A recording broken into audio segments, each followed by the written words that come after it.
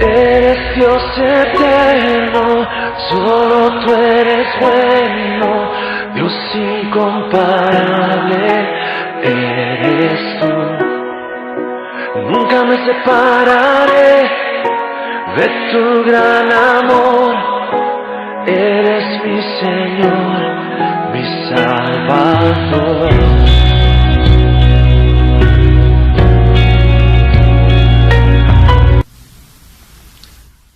Muy buenos días, queridos hermanos. Entremos al tema. Fe y crisis de fe. ¿Alguna vez has pensado en todas las cosas que haces a diario que demandan tener fe? Por ejemplo, tomar transporte público, pedir comida a un restaurante, ahora que solamente puedes hacerlo de ese modo, salir a la calle, visitar a un pariente. Bueno, todo esto requiere un cierto nivel de fe, especialmente ahora que los contagios están por todas partes. Pero, ¿qué es la fe? ¿Cómo se la puede definir? Bueno, la Real Academia Española habla de la fe como un conjunto de creencias que alguna persona o grupo de personas puede tener. Otra definición habla sobre la confianza o el buen concepto que se tiene sobre una persona o una situación. Y cuando define el concepto de la fe en el cristianismo dice que es una virtud relativa a la teología que consiste en afirmar la revelación de Dios. Bueno, como cristiano, tu fe está basada en la certeza de que Dios, que es el objeto de tu fe, hará lo que esperas, a su manera y en su tiempo. No puedes esperar nada si pides como un niño malcriado o antojadizo. Pide de acuerdo a su voluntad, basado en sus peticiones. Eso es lo que le agrada a Dios. Cuando dices tener fe en Dios, afirmas que Él es real en tu vida y que es quien puede conceder tus peticiones y sueños más profundos. Esta afirmación agrada y alegra el corazón del Señor. Esa fe en Él confirma que sabes que Él tiene todo el poder, tiene todo el control, y Él es capaz de concederte lo que anhelas hoy y también es capaz de darte la vida eterna. Dios afirma en su palabra que no hay otro Dios. Pero Él no se queda solamente en un concepto o en un enunciado. Él va más allá y se revela a ti. Si estás atento y te das una oportunidad, podrás sentir su toque en tu corazón y una fortaleza que Él te concede para vivir una vida que demuestra que Él es el Señor de tu vida. Dios es el que puso fe en el corazón del ser humano. Y este es el que decide dónde va a depositar esa fe. Cuando pones tu fe en Jesús, escoges creer que su venida a esta tierra, sus milagros y su sacrificio perfecto en la cruz fueron una realidad y abrieron la puerta para que recibas la salvación eterna. Tener fe requiere humildad. Eso es para que te veas tal como eres, humano y limitado. Dios te ha dado una medida de fe a través de la cual reconoces tu necesidad de Él y puedes accionar más y mejor esa fe en la medida que aceptas que Él obre como Dios y que Él obre en tu corazón y que te transforme más a su imagen. Un encuentro personal con Jesús siempre te va a provocar una crisis de fe, porque te hace reconocer tu condición de pecado y te compromete con la proclamación del reino.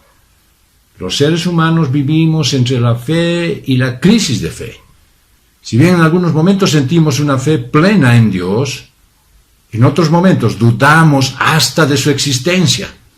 Sin embargo, esta realidad no debe alarmarte. No se puede llegar a tener una fe verdadera sin antes haber pasado por una crisis de fe. Esto casi me hace recuerdo algo, una analogía que yo les hice a ciertas parejas durante el proceso de consejería prematrimonial. Es necesario que pasen por una crisis tremenda entre ustedes que peleen hasta el rompimiento, hasta la ruptura de la relación, para que cuando se vuelvan a unir, se den cuenta que verdaderamente son el uno para el otro. Muchísimos ejemplos hay de esto. Y la fe, simplemente, en una analogía, tiene una característica muy parecida. Crees, dices tener fe, y de pronto tu fe es puesta a prueba. Punto número 1, un encuentro con Jesús provoca una crisis de fe. Lucas 5, 1 al 4.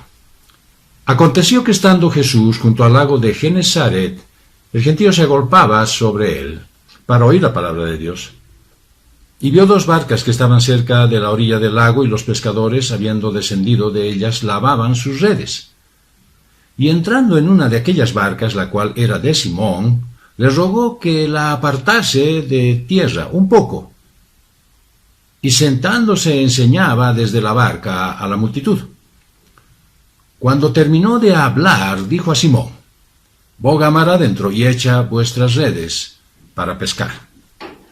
Algunas cosas que pasan en un momento, de alguna manera, te afectan más que otras. Digamos que aparece un gran talento joven, músico, y todo el mundo se maravilla, pero después de un tiempo ya parece que todos se acostumbran a esa habilidad inusual y es como si se tratara de lo más natural. Es más, ya están esperando que aparezca una nueva novedad.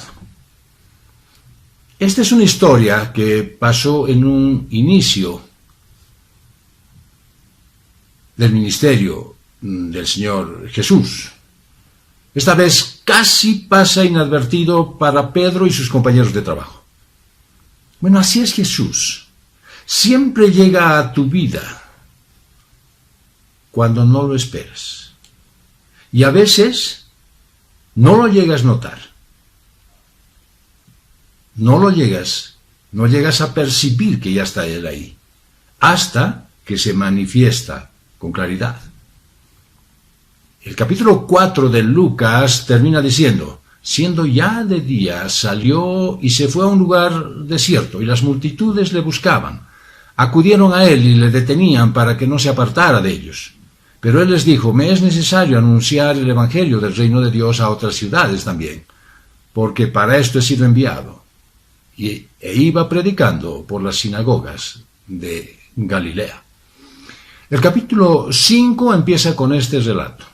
Aconteció que mientras las multitudes se agolpaban sobre él y escuchaban la palabra de Dios, Jesús estaba de pie junto al lago de Genesaret. Qué hermosa ha debido ser aquella ocasión.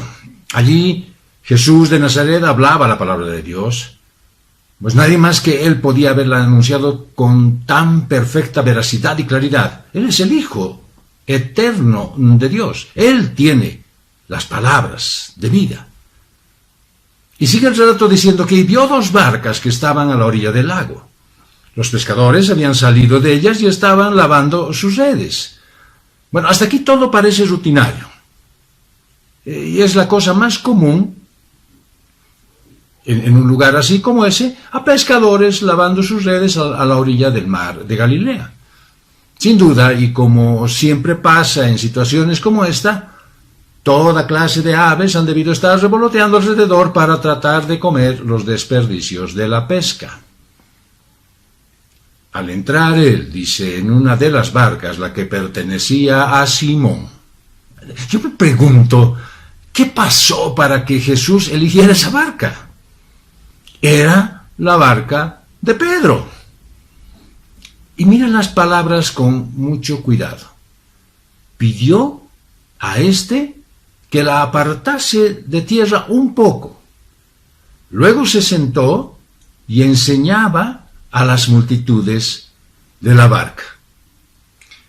Y Jesús le dice a Pedro que le preste una barca para predicar desde ella. Yo personalmente, simplemente se me ocurrió que Jesús estaba ahí llamando la atención de Pedro. Y era probable que Pedro no quisiera escuchar el mensaje, es probable que no le interesara. Después, en el relato vemos por qué estoy pensando esto. Había tenido un mal día. Y a nadie le interesa en un mal día, pues tener a alguien queriendo predicar la palabra de Dios. Sin embargo, Jesús se asegura de que Pedro esté absolutamente pendiente de lo que él va a decir. ¿No te ha pasado a ti, hermano, que Dios se asegura que tú estés con todos tus sentidos atento a lo que va a decir? Y es probable que en muchas oportunidades tú te la pierdas, porque decides entretenerte con cosas del mundo. Bueno, Pedro no esperaba que le haga ese pedido, Jesús. Y es que Jesús acostumbra a confrontarte así. Invade tu terreno, te cuestiona en tus prioridades, y cuando menos lo esperas, Él está ahí, con su presencia. La sencillez y hermosura que nos evoca este relato es increíble. Aquí la multitud a la orilla del mar, más allá los montes de Galilea, y sobre una barca, cerca de la ribera, el Mesías ha armado su púlpito. Entre tanto, la embarcación es mecida suavemente por las olas. ¡Qué panorama para filmar! Cuando acabó de hablar, les dijo a Simón: «Boga mar adentro y echad vuestras redes para pescar». Boga mar adentro. Hay algo que te dice a ti esto. Jesús te está hablando al corazón. Deja la superficialidad. Tienes que ir a la profundidad. El Señor sabe que mar adentro hay mayor profundidad y muchas más cosas en esas aguas. Después de predicar desde la barca, Jesús se dirige a Pedro. Y una vez más le ordena que vuelva a pescar. Bueno, el relato nos aclara y dice que Pedro estuvo pescando toda la noche. Era un pescador. Él sabía por qué había ido de noche, no es que se habían equivocado, él se había vencido la hora. Ellos sabían que ese era el momento ideal para pescar. Y sabía que no era eficiente de ninguna manera, ni era una buena idea, ir a pescar durante el día. Bueno, Jesús te va a desafiar así. Y te pone un gran signo de interrogación sobre tu vida y te hace dudar de tu situación. Jesús siempre te plantea la posibilidad de una nueva realidad. Te mueve el escenario. Estás cómodo, estás siguiendo una rutina. Y de pronto aparece Jesús en tu vida. No es que no haya tomado control de tu vida y no seas cristiano, sino que en tu vida cristiana Él aparece nuevamente y te sacude. En los términos más comunes se dice, patea el tablero. Y de pronto te das cuenta de su presencia. Pero vemos a Pedro haciendo algo muy importante para él. Este fue un buen acto de obediencia de Pedro. Una vez más, solamente pónganse a pensar. Este hombre estaba cansado, pero había una demanda de obediencia de parte de Dios. Estaba frustrado, era un pescador que no había agarrado nada. Y las instrucciones de Jesús, para Pedro, todavía fueron muy extrañas. Ni siquiera le dijo, bueno, esperaremos hasta la noche y vamos a volver a intentarlo. No, vamos ahora mismo, cuando ningún sensato diría, está bueno. Pedro era el pescador. Él sabía mejor que Jesús dónde encontrar peces. Y dice el relato que los pescadores habían tratado toda la noche sin lograr resultados. Los peces no estaban por ningún lado. Como consecuencia de toda esa labor inútil que habían tenido toda la noche, los pescadores ya estaban lavando las redes y guardando sus cosas porque ya pues querían irse a descansar.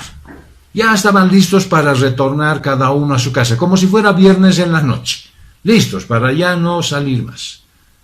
El sentido común de Pedro le decía que no había razón para volver a intentar nada otra vez. Y imagínense solamente cuán incómodo ha debido ser para él, para Pedro, a pesar del carácter que tenía y seguramente el liderazgo que mantenía sobre los otros pescadores, decirles, a ver, un ratito, aguanten un poco. Vamos a volver a entrar y van a volver a ensuciar sus redes. Vamos a hacer un nuevo intento. Y entonces Pedro no se contiene y le expresa sus dudas a Jesús. Y aunque lo hace, según el relato de la Biblia, reconociéndolo como maestro, un título que le daban solamente sus discípulos, y agrega, mas en tu palabra echaré la red. Fue este hermoso acto de obediencia de frente a la duda el que abrió la puerta a un milagro de sobreabundancia. Quiero decirte algo, hermano, hermana. Jesús es así contigo.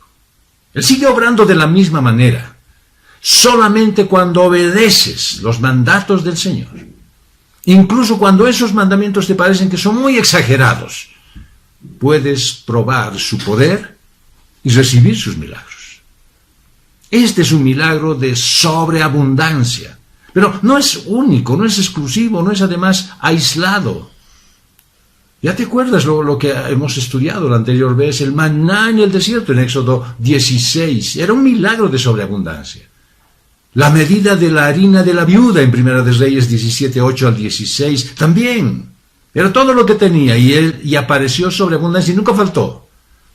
El aceite interminable, ese que permitió pagar todas las deudas a la viuda en la Segunda de Reyes 4, 1, 7. Y la alimentación de 100 hombres con 20 panes. En Segunda de Reyes 4, 42 al 44.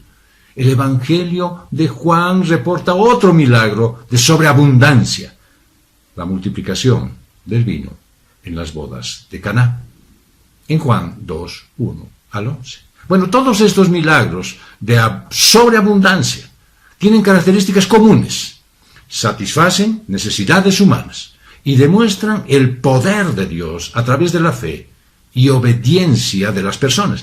Qué singular esta forma de manifestarse del Señor. Él va a sobreabundar en tu vida. En todo. En todo. ¿Qué necesitas? ¿Necesitas mucha comida? ¿Necesitas muchas cosas materiales? No. Lo que tú necesitas es espiritualidad. Necesitas un momento de paz. Necesitas una familia unida. Necesitas tener tranquilidad y sosiego frente a una incertidumbre como la que viene. Y Él va a sobreabundar en tu vida. El resultado de este singular milagro fue que los discípulos dejaron todo y le siguieron. ¿Qué decisión vas a tomar tú, hermano? Cuando Él te ponga a prueba en tu fe, cuando se desate la crisis de fe, cuando aparezca un mandato de decir, deja todo eso y vamos por otro lado, cuando llegue el momento en que debas decidir por obedecer o no obedecer, ¿qué vas a hacer? Dejarás todo y lo seguirás. Fe y crisis de fe. Punto número 2, el encuentro con Jesús te lleva a reconocer tu pecado. Lucas 5, 5 al 7. Respondiendo Simón, le dijo, Maestro, toda la noche hemos estado trabajando y nada hemos pescado. Mas en tu palabra echaré la red. Y habiéndolo hecho, encerraron gran cantidad de peces y su red se rompía. Entonces hicieron señas a los compañeros que estaban en la otra barca para que viniesen a ayudarles. Y vinieron, y llenaron ambas barcas de tal manera que se hundían. Hay sinceridad en Pedro al decir, Maestro, toda la noche hemos trabajado. Es como si le estuviera diciendo a Jesús, pero Señor, ¿tú no entiendes que ha sido una noche de fracaso? ¿No es algo que se asemeja a muchos aspectos de tu vida? ¿No estás bregando y bregando y bregando y bregando y no encuentras resultados? ¿No estás insistiendo, insistiendo e insistiendo y no sale nada en limpio? ¿No será que estás tomando el camino equivocado? ¿No será que verdaderamente no estás haciendo lo que el Señor quiere que hagas? Ahí está Pedro diciéndole, hemos fallado. Toda la noche hemos trabajado en vano. Y por supuesto que Jesús lo sabía muy bien. Él sabe todo, lo conoce todo. Pero fíjate un detalle. Ellos no dicen que la pesca fue pobre, o sea, no dicen, pero hemos sacado unas cuantas piezas como para nosotros apenas. Sino que fue uno de esos días, una de esas noches en realidad, en que no pescaron nada. Yo creo que Dios permitió el fracaso de esa noche para contrastarlo con la bendición que iba a darles. ¿No es algo real que pasa en tu vida? No es que el Señor te lleva hasta el límite de las circunstancias. Y cuando verdaderamente miras y no hay nada más delante de ti, a Él lo ves obrar. A Él lo ves magnificarse en tu vida. Es como cuando un joyero coloca una de sus perlas o diamantes sobre un terciopelo negro. Allí sí resaltan las características de la joya que está enseñando. El Señor tiene algo para ti. Y te lo quiere mostrar. Y tal vez te lo está mostrando, pero tú estás distraído en tus cosas, queriendo hacer a tu manera, con el criterio que siempre ha sobrado y siempre ha fracasado. Sin embargo, Pedro no se quedó allí. Y muchas veces tú te quedas con la última frase: no he pescado nada. Y por lo tanto no voy a poder pescar más. No se quedó ahí Pedro. Pedro no se atascó. No dijo, perfecto, no tiene solución. Hasta aquí hemos intentado. Nuestro matrimonio no va más. Nuestra familia no puede seguir adelante. Este trabajo, este emprendimiento, esto que estoy haciendo, no va más. Escucha lo que dice el Señor. Es probable que ya no vaya más, pero no según tu criterio. Especialmente cuando se trate de un trabajo, o cuando se trate de un plan tuyo, cuando se trata de un matrimonio. El Señor es tácito. Una vez que te casaste, no hay vuelta atrás. Tienes que ir hacia adelante, los dos tomados de la mano del Señor. Y entonces ahí está Pedro. Perfecto, bien, todo falló. Estamos en una condición deplorable. Pero en tu palabra, por lo que tú lo dices, porque tú eres el que lo está diciendo, voy a echar la red. Ah, qué demostración de fe, hermanos. Qué demostración de fe. Es el inicio del ministerio. Pero lo que él ha visto ya no le alcanza para saber cuánto todo lo humano falla. Dios hace realidad lo imposible. Ahora sí, Pedro llegó a ver que cuando el hombre ya no sabe qué hacer, es Dios quien tiene la última palabra. Bueno, yo me imagino, fui empresario y tuvimos muchas reuniones de directorios con otros empresarios y a veces se nos ocurría alguna cosa para el gremio y había que convencerlos. Bueno, no es fácil, aun cuando tienes el don del liderazgo, no es fácil, tienes que tener argumentos. Pedro no tenía ninguno. Imagino a Pedro que tuvo muchos problemas para convencer a sus cansados compañeros de trabajo con la idea de que deberían volver a intentar. Yo creo que simplemente por curiosidad se quedaron, porque dice que se quedaron. Yo simplemente pienso que han debido decir, perfecto, a ver, este loco queremos que le vaya mal otra vez y después lo vamos a zarandear aquí cuando vuelva a venir. Pedro siguió hacia adelante. Es que Jesús demanda de ti una confianza radical en Él. Una confianza que te haga renunciar a tu confianza en ti mismo. Una confianza que te lleve a confiar solamente en Dios. El confrontarte con la voluntad de Dios te hace ver la realidad y te convence de tu propio pecado. Eres una persona pecadora. Y por eso sobrevaloras tus propias habilidades. Crees tener muchas posibilidades y hasta de repente consideras que tienes grandes talentos. Dice el relato de la palabra de Dios que cuando lo hicieron, atraparon una gran cantidad de peces y sus redes se rompían.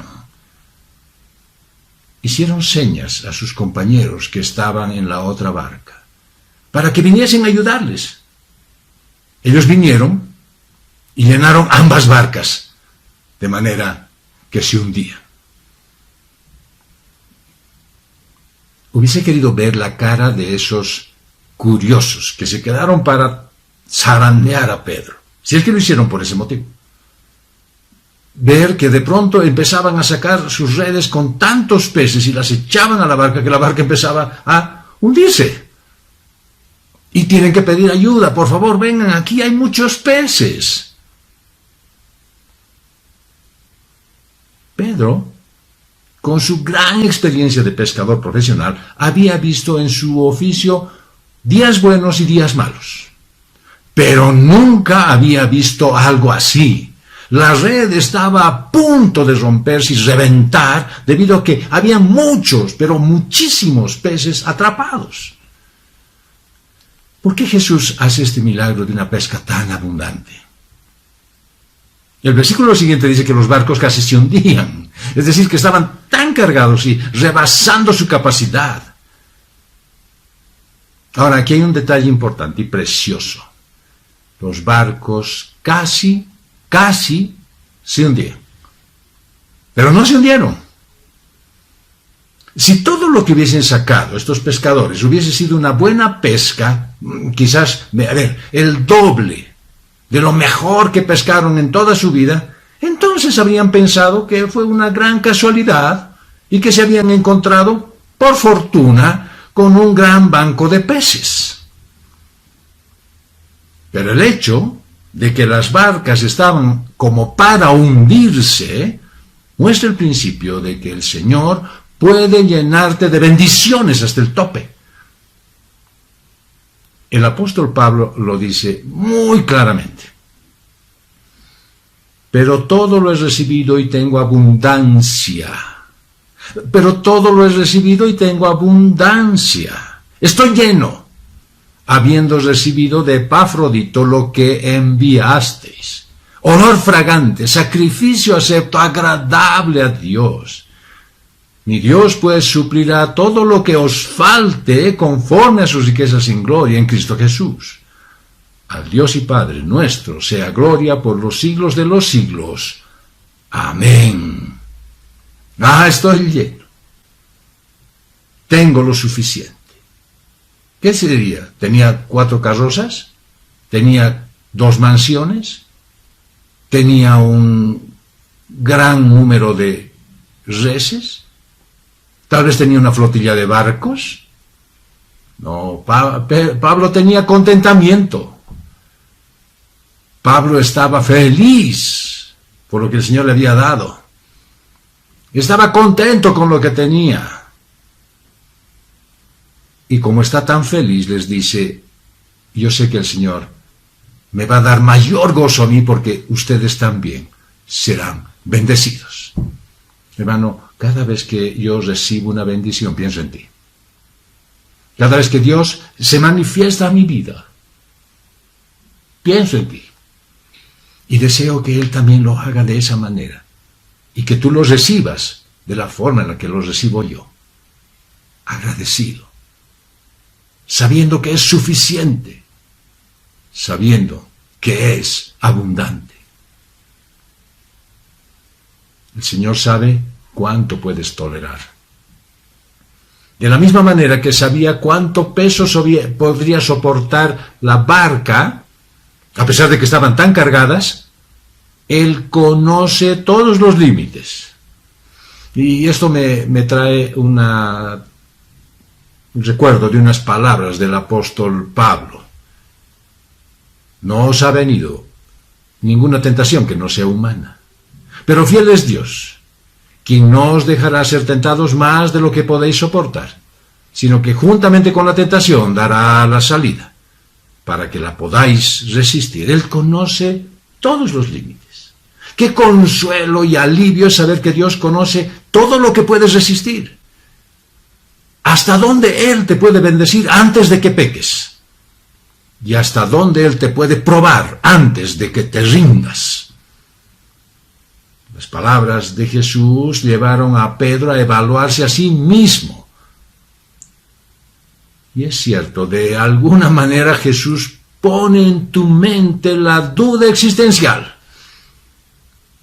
¿Acaso tu vida es todo lo que debería ser? ¿Estás realmente convencido de que lo que estás haciendo es lo correcto? Al encontrarme el otro día con un joven, le dije, ¿en qué estás ahora? Bueno, estoy haciendo un par de cosas con un amigo. Algo al que intentar. Y le dije, ciertamente, yo también pensaba lo mismo cuando era joven. Hay que intentar todo. Y yo he trabajado 18 horas al día, durante muchísimos años, y me he perdido la infancia de mis hijas. Hasta que el Señor me quitó el respaldo que tenía en mi esposa en su total capacidad para ponerme en mi lugar y decir, deja de hacer tanto porque no va a servir para nada. Deja de trabajar tanto que no te va a durar esto. No lo conocía al Señor, por lo tanto yo lo consideraba un castigo. Pues si volviera ahora para atrás, se lo dije a este joven, valora lo que hoy estás haciendo. Que todo lo que hoy hagas sea lo que quieres hacer. Nunca te sujetes, nunca te aflojes de la mano del Señor, sujétate a Él. Tómate de su mano y camina a su lado, para que todo lo que tú hagas te produzca contentamiento. ¿Tú crees que podrías tener un nuevo horizonte? El Señor lo sabe. Es tiempo de confiar en el amor de Dios. Él está sanando enfermos, está curando heridas, está restaurando relaciones rotas, está salvando por fe. Es tiempo de creerle a Dios. Punto número 3. El encuentro con Jesús te compromete con la proclamación del Evangelio. Lucas 5, 8 al 11. Viendo esto, Simón Pedro cayó de rodillas ante Jesús, diciendo, apártate de mí, Señor, porque soy un hombre pecador. Porque la pesca que habían hecho, el temor se había apoderado de él, y de todos los que estaban con él, y asimismo de Jacob y Juan, hijos de Zebedeo, que eran compañeros de Simón. Pero Jesús dijo a Simón, no temas, desde ahora serás pescador de hombres. Y cuando trajeron a tierra las barcas, dejándolo todo, le siguieron. Es la primera vez que leemos en este Evangelio que Pedro se arrodilló delante de Jesucristo. Y el Mesías no le impidió que lo haga, y aceptó su acto de reverencia y honor, pues eso es lo que le corresponde como hijo de Dios. Quiero preguntarte, hermano, hermana, ¿tú reverencias a Cristo? ¿O lo tratas como un amigo? Un amigo al cual le puedes faltar al respeto. ¿O lo tratas como un conocido que no te conoce? De alguna manera, Pedro es el primero en reconocer lo increíble de este milagro. Bueno, muy a menudo hay la costumbre de criticar algunas actitudes de Pedro. Yo era uno de ellos, que decía, es muy eufórico, impulsivo, hasta de repente renegó. Pero en este pasaje su obediencia a la palabra de Dios y su reconocimiento de la santidad de Cristo es evidente, digna de admiración. Pues cuando he estado estudiando este tema, me he tragado todos mis conceptos contrarios que tenía por Pedro. Todo esto borró absolutamente lo malo que yo había conceptualizado de él. Esta es la primera vez que Simón es llamado Pedro en este evangelio. En este milagro de la gran pesca se encuentra frente a frente con el Mesías, cara a cara. Sin embargo, no le es posible disfrutar esa experiencia. Imagínate que te encuentres cara a cara con alguien a quien quieres conocer y de repente no puedes disfrutarlo porque tienes algo que lo impide. Pedro repentinamente se da cuenta de su pecado. ¿Podía acercarse al Señor en una condición pecaminosa? Hermanos, ¿cuántas veces nosotros en nuestra vida cotidiana nos acercamos diciendo humillados delante del Señor? El día viernes tuvimos la gran jornada de oración y en la noche la vigilia. Estuvimos orando todo el día. Bueno, eso al menos era el objetivo. Pero ¿cuántos se acercaron y se acercan a Jesús a orar, a pedir, a rogar, a agradecer sin querer reconocer su propia vida pecaminosa? ¿No te das cuenta que es la misma reacción de una persona que llega a una fiesta y se da cuenta que está mal vestido? Y no quiere ingresar al salón porque va a sentirse avergonzado, porque va a encontrar que hay mucha gente que está muy elegante ahí adentro. Y desea huir a un lugar donde pueda sentirse más cómodo con su modesta vestimenta. Apártate de mí, Señor, porque soy un hombre pecador. Fue la misma reacción de Moisés frente a la zarza ardiente. Entonces Moisés cubrió su rostro porque tuvo miedo de mirar a Dios. Hermano, hermana, en gran parte se ha perdido este sentido de asombro y temor ante la presencia de Dios.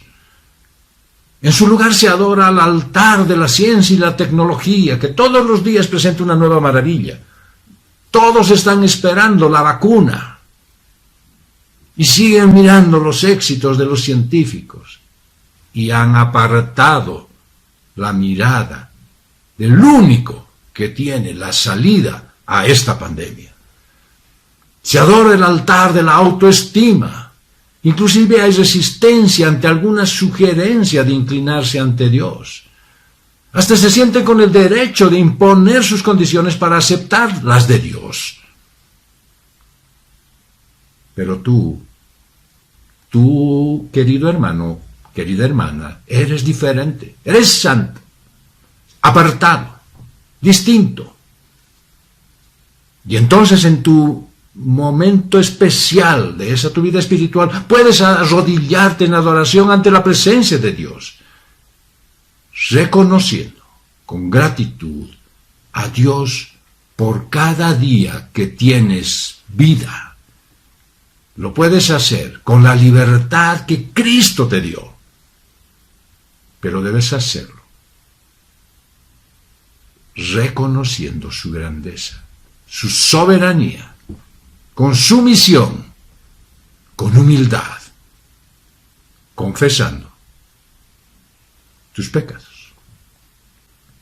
Cuando Pedro le dice, apártate de mí, Señor, porque soy un hombre pecador, no es que Pedro fuera un hombre que estaba viviendo en inmoralidad o que practicara vicios escondidos. No, nada de eso. Su vida, sin duda, era la de un honesto israelita que seguía fielmente la ley de Dios. Toda su vida él la había pasado junto al mar de Galilea. Había seguramente tenido la oportunidad de compartir con sus amigos una buena pesca. Pero aquel día, Pedro se dio cuenta de que lo hecho por Jesucristo era absolutamente maravilloso e imposible. Reconocer tu pecado es difícil, pues te llena de temor. ¿Qué va a decir el Señor? ¿Cómo le voy a decir a Él? El temor de Pedro es evidente cuando ve esa pesca milagrosa. Pedro tuvo que ver algo magnífico delante de sus ojos para reconocer que estaba en la presencia del 3 veces santo. Pedro, reconociendo plenamente su pecado, le pide al milagroso Jesús que se aparte de él. No, pero Jesús no se va a apartar de él, y no se va a apartar de ti, mi querido hermano. Jesús no te va a dejar tranquilo hasta que analices tu vida a la luz de la fe en el único y verdadero Dios Todopoderoso. Sin embargo, igual que Pedro, tu temor desaparece cuando encuentras la voluntad de Dios para tu vida. En el caso de Pedro, la voluntad divina era que él se dedicara en cuerpo y alma a proclamar el evangelio del reino de Dios. No es que le había dicho, perfecto, ahora ya sabes cómo tienes que pescar. Ahora ya sabes cuál es el método para sacar muchos peces. Él le dijo, cambio tu esquema. Ya no es lo mismo. Dios desea que acates su voluntad, aunque tengas que dejar atrás aquellas cosas que, aunque amadas, pueden apartarte de la fe. No te estoy diciendo que debes dejar todo. El Señor te dice qué es lo que tienes que dejar. Quiere que tu vida esté enfocada en su presencia. Quiere que dejes de tener todo en prioridad y que Él sea la prioridad en tu vida. La pesca de ese día no tiene comparación con nada. Cualquier pescador sabe que a veces se atrapan muchos peces que no se consumen. De pronto empiezan a salir unos pescaditos pequeños que nadie los quiere comprar. Pero no es así cuando el Señor Jesucristo ordena. Aquel día, todos esos peces eran de gran tamaño y muy apetecidos. Yo me imagino, es simplemente un criterio personal, creo que se encontraron con un banco de paiche. Ahora sí podían comer chicharrón, ceviche, milanesa. ¡Ah, qué felices! En cambio nosotros, bueno, solo con carne de vaca y pollo con hormonas. Ellos tenían allí pescado en abundancia. ¿Puedes apreciar la buena comida? ¿Puedes apreciar lo que el Señor te da? ¿Puedes darte cuenta de la diferencia entre lo que estás comiendo y lo que el Señor te está dando? Bueno, de alguna manera los otros pescadores reaccionaron ante el mismo evento de manera diferente. Ellos estaban muy atemorizados, mientras que Pedro puede vislumbrar la gloria de la persona de Jesucristo, que le dice, no temas, de aquí en adelante estarás pescando hombres. Me encanta recordar que Pedro había pasado toda la noche sin pescar. Quizás había estado pensando qué difícil es esta vida de pescador. ¿No te hace recuerdo a algunos momentos de tu vida? Y el Señor Jesús le dice, no temas. No temas. Y estas son las mismas palabras del ángel que le dice a María, no temas, porque has hallado gracia delante de Dios. Y son las mismas palabras que dicen, no temáis, porque aquí os doy nuevas de gran gozo, que será para todo el pueblo. Y Jesús usa estas mismas palabras 2 veces más en este Evangelio de Lucas. No temáis, pues, más valéis vosotros que muchos pajarillos. Y no temáis manada pequeña, porque a vuestro Padre le ha placido daros el reino. Admítelo. Todavía tienes miedo de muchas cosas. Pero Jesús te da la certeza de que no tienes nada que temer si estás con Él. Si andas de su lado, no tienes nada que temer. Y le dice a Pedro, desde ahora pescarás hombres. Y tú dirás de repente, ¿y a mí cuándo me va a hablar? ¿Y a mí cuándo se va a manifestar? Muy probablemente, hermano, tú estés siguiendo lo que tu corazón te ha dictado.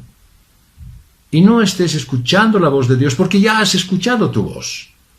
Y aunque Él te sigue repitiendo y te sigue observando y te sigue dando pautas, tú sigues haciendo lo que a ti te agrada.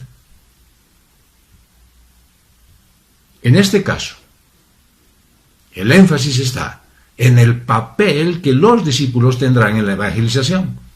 El cumplimiento de la promesa de Jesús comenzará en Pentecostés. Pedro predicará un sermón y en un día 3.000 personas se bautizarán. Más que esos pescados. Yo creo que era más que el número de pescados que sacaron del agua. Y eso es solamente el principio. Eso es solamente el principio. Tú eres heredero de Pedro, responsable de la proclamación del Evangelio. Tu vida debe reflejar la vida de Cristo. Es un papel con el que no siempre vas a estar cómodo, porque estás en un mundo que enfatiza la tolerancia a cualquier religión. Mira este milagro en sí, porque creo que puedes encontrar por lo menos 3 puntos a considerar. Te voy a dar una idea. Dios tiene un lugar especial donde se produce la pesca milagrosa y siempre es mar adentro. A la orilla del mar se puede pescar algo, pero la pesca sobreabundante está mar adentro. Vivimos en tiempos de superficialidad espiritual. ¿Cuántos ya no están practicando en el sentido exacto ese mandato de ser santo? No, ya no. El Señor va a estar haciendo su obra hasta que el día que venga. Y yo, mientras tanto, estoy cómodo aquí en la orillita. Él me está perfeccionando. Claro que yo no quiero darle mucho trabajo, así es que mejor estoy aquícito. Tienes que profundizar. En este milagro no se crean peces, como en el caso de los milagros de multiplicación, sino que Dios de alguna manera agrupa una gran cantidad de peces en un lugar determinado. Ahí, en el agua, en el mar. ¿Y para qué los amontona? Y para que sean atrapados por la red. ¿Qué te demuestra esto? Que toda la creación obedece a Dios. Cuando Dios dio la orden, el gran pez que había tragado a Jonás, lo expulsó en la orilla del mar, en Nínive, justo donde tenía que ser. Pues qué reconfortante es para ti. Cuando puedes creer que toda la creación le alaba y es obediente a Él. Pero qué triste, que es la única excepción de que no hacen eso, sean precisamente los seres humanos. Y de repente ya has notado el hecho de que las redes, al estar tan llenas, estaban a punto de romperse, pero no se rompieron.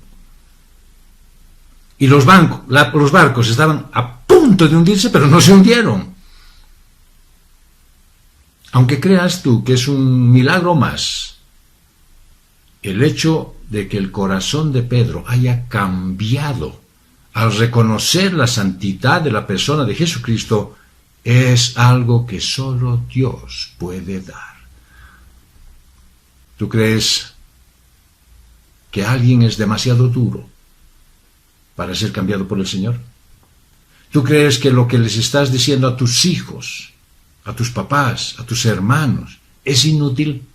Digo en relación a tu fe. ¿Tú crees que lo que estás predicando, la palabra de Dios, está cayendo en saco roto. Solo ponte a pensar en este milagro. Y el verso 11 dice, después de sacar las barcas a tierra, lo dejaron todo y le siguieron. ¿No? ¿Qué ha pasado? ¿No eran pescadores? Sí. Pasaron la aduana. Eran importadores, pasaron la aduana y dejan su mercadería. ¿Qué ha pasado? Lo que estos hombres, experimentados pescadores, habían visto, les llegó a convencer que Jesús de Nazaret era digno de ser seguido, dejando atrás todo lo demás. ¿Tú crees que es difícil que dejes lo que estás atesorando? Jesús parece dirigirse a Pedro, pero los otros discípulos también escucharon estas palabras que les incluía a ellos. Por eso, abandonaron todo para seguir a Jesús. Este tipo de entrega es característico del discipulado. Leví, por ejemplo, deja su banco de los impuestos para seguir a Jesús. Jesús llama a 3 hombres a romper totalmente con su pasado. Y Jesús desafía al hombre rico a vender todo y darlo a los pobres como un requisito para el discipulado. Y en el libro de los Hechos, Lucas continúa el énfasis de la historia de la iglesia primitiva, esa que tiene todas las cosas en común, o sea, que no tenían nada para ellos. Todo lo podían compartir. En todos estos casos, la fe estuvo a prueba, entró en crisis. Y en muchos de ellos fracasaron. Vamos a concluir. Dios nos invita a aceptar el mensaje salvífico del Evangelio de Jesucristo. Jesús nos invita a aceptar el mensaje de la cruz y a convertirnos en pescadores, ya no de peces, sino de personas que necesitan conocer a Dios. ¿Qué estás haciendo? ¿A qué te estás dedicando? ¿Qué estás acumulando? Empezá a poner una larga lista de personas a las cuales les vas a hablar del Señor. Si confías solo en lo que entiendes, entonces tienes razón para preocuparte por las pruebas y las dificultades que van a surgir en tu vida. Después de todo, no sabes cuáles pertenecen a su propósito y no sabes cuál va a ser el resultado, ni qué efecto a largo plazo tendrá sobre ti. Y en cuanto al futuro, bueno, hay toda una vida de circunstancias que no se ven. Todas ellas podrían volverte loco de preocupación. Pero si eliges tener fe para confiar en Dios, entonces estás liberado de toda preocupación de tu vida. Dios tiene un plan perfecto para ti, en todo lo que manda a tu camino. Él te envía pruebas y te prueba para que puedas vencer el pecado y para que las virtudes de Jesús puedan crecer en ti. Él conoce el resultado final. Él ha planeado tu vida con amor y cuidado. Cuando realmente crees eso, no tienes ninguna razón para estar ansioso. Puedes echar toda tu ansiedad sobre Él y enfocar tu energía en hacer su voluntad, en lugar de preocuparte por el pasado, el presente y el futuro. Cuando tratas de hacer el bien, muy rápidamente te vas a chocar con tus propias deficiencias y encuentras que te falta paciencia al tratar con tus hijos y accidentalmente dices insolencias, afectas así la relación con aquellos que más amas. Cuando te confías y lo haces en tus propias fuerzas, sin fe en Dios, caes rápidamente en desesperación. Y eso es por tu propia incapacidad, porque crees que puedes enfrentar esas deficiencias. Pero si crees en Dios y en el poder de su palabra, sabes que no tienes que confiar en tus propias fuerzas. Lo sabes, porque los ojos de Jehová contemplan toda la tierra, para mostrar su poder a favor de los que tienen corazón perfecto para con Él. Si tienes fe en Dios y en todo el contenido de la Biblia, tendrás confianza en medio de las pruebas. Estarás completamente seguro de que Dios aplastará a Satanás bajo tus pies. El resultado es cierto. Dios te mostrará fuerte a tu favor y la victoria es tuya. Dios será cada vez más poderoso para que tú lo veas. Una verdadera fe en Dios te hará fuerte y eficaz en la batalla contra el pecado. Pablo lo dijo, estando persuadido de esto, que el que comenzó en vosotros la buena obra la perfeccionará hasta el día de Jesucristo. La va a perfeccionar, como esa palabra podría sonarme como va a pulir los últimos detalles. No va a empezar cada rato de nuevo. No va a estar volviendo igual que tú, que pecas y vuelves hacia atrás. Él está perfeccionándolo, pero ya está puliendo detalles. No sigas arrastrando pecados pasados. Dios ha iniciado una obra en ti. ¿De qué se trata eso? Es la obra de haberte liberado del pecado en tu naturaleza humana. Estás libre. Y de transformarte a la imagen de Jesús. Estás en ese proceso. Esto te trae una alegría increíble. Esto es algo que puede alegrar a cualquiera que anhela ser libre del pecado. Y no solo Dios ha comenzado esta obra, sino que seguro Él la va a completar. Dios no se aflige por las mismas tendencias desafortunadas como toda la humanidad. Él no comienza algo y luego para o pierde interés en medio del camino. ¿Cómo vas vos a desesperarte o desanimarte en el camino de la vida?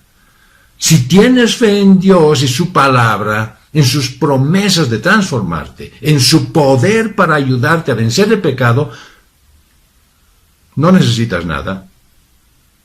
Estarás lleno y absolutamente feliz. En varios lugares de la Biblia, la palabra de Dios se compara con una roca. En el Evangelio de Lucas, Jesús nos dice que quien quiera que oye sus palabras y las hace, será como un hombre que construyó su casa sobre la roca. ¿Dónde? Sobre la palabra de Dios. Y no importa que tormentas vengan y golpeen contra esa casa, ella permanecerá firme, a causa de que del sólido fundamento de fe sobre la cual está construida. Por el contrario, dice que los que viven de sus sentimientos y ponen su confianza en las cosas de la tierra, son como un hombre que construye sobre la arena su casa. Bueno, qué falta de criterio para hacer sobre un fundamento como ese. En la primera tormenta esa casa es derribada. Si crees en Dios y eliges vivir por fe, y no por tus sentimientos, que son tan variables como el clima, permanecerás inmóvil en las tormentas de la vida. Nada puede desanimarte. Nada puede robar tu fe. Simple y llanamente porque crees en el Dios Todopoderoso. El Antiguo Testamento está lleno de historias de personas que examinaron milagros a través de la fe. Incluso hoy comúnmente los conoces a ellos como los héroes de la fe. Bueno, piensa en David. Aunque era joven, creía sin lugar a dudas que Dios le ayudaría a vencer al gigante Goliat. Bueno, no se detuvo a racionalizar y a calcular cuán grande era él. Cuán inmenso era este gigante. Y cuántos años de experiencia tenía de batalla en vez de él. Eligió creer en Dios. Y siguió adelante en fe. Y por su fe salvó al ejército israelita de los filisteos. Existen innumerables ejemplos de milagros que Dios realizó. A través y para los héroes de la fe. Sin embargo, el milagro más grande de todos es el milagro que Jesús realizó y lo hará en todos los que creen en su obra. Él te ha librado del pecado y está derrotado. Él te soporta, te sostiene hasta el punto que ya no seas tentado a pecar y más bien estés lleno de virtudes. Él te va a transformar para que naturalmente puedas reaccionar con paciencia en lugar de impaciencia, agradecer en vez de quejarte y tener alabanza en tu boca en lugar de mal humor. Eso sí que es un milagro. Y si crees en Dios, este milagro tendrá lugar dentro de ti. ¿Le crees a Dios? Oremos. Señor, amado Dios y Padre nuestro, en esta mañana con regocijo hemos sido recordados, Señor, que si no creemos en ti, estamos verdaderamente en la cuerda floja. Pero no tenemos que tener una fe ciega, ni una fe débil. Tú nos has dado una fe fuerte, para que podamos hacer todo lo que tu voluntad demanda. Tú nos has dado una fe inquebrantable, y nosotros debemos activarla, usarla, tenerla a nuestro alcance para honrarte y glorificarte a ti, Señor.